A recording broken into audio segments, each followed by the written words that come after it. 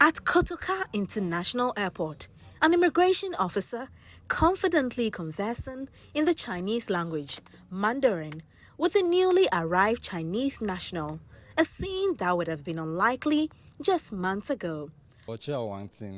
This officer is one of the several who have undergone specialized language training to enhance communication, break language barriers, and streamline passenger processing for Mandarin-speaking travelers. Ghana's relationship with China has expanded significantly over the years, driving trade, tourism, and diplomatic ties.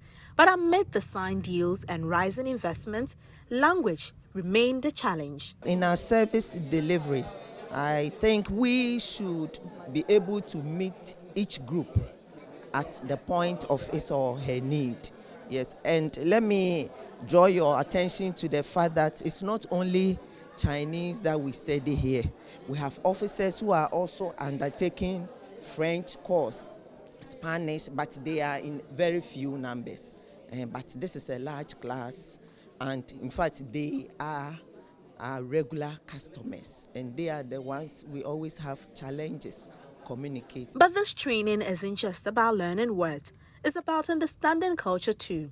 Professor Wang Jinmin of the Confucius Institute of University of Ghana sheds light on why cultural competence is just as important as language skills. By doing this kind of teaching, the students and the teachers have an interaction.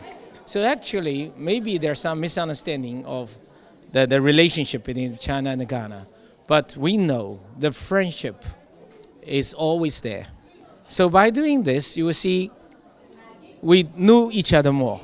We start learning tree in our institute. You see, at the saying, Mira say, your friend me, Jimmy Wan. So, yes, the basic tree language. We know that language is so important when you talk in other people's language. For the newly trained officers, the journey to mastering Mandarin wasn't exactly smooth sailing, or should we say a walk along the Great Wall. But they believe the skill will make their work more easier and efficient. Yeah, the place has a lot of passenger traffic, so sometimes you have to skip classes to attend to the passengers as well.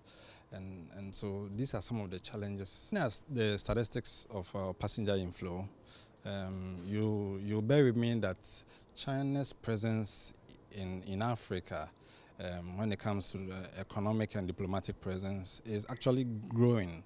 Yes, so it is just prudent that as officers, being the front line, we have to take their language very serious. You know, in this day and age, gone were the days when we're only learning French as a second lingua franca. But now we have gotten to know that learning another additional language, which is the Chinese language, would help a lot. With Ghana-China ties growing stronger, could this be the beginning of a multilingual immigration service? Jacqueline Ansuma Yeboah, Joy News, Kotoka International Airport. Ning Hao, Wajao Chief Superintendent Linda Asari.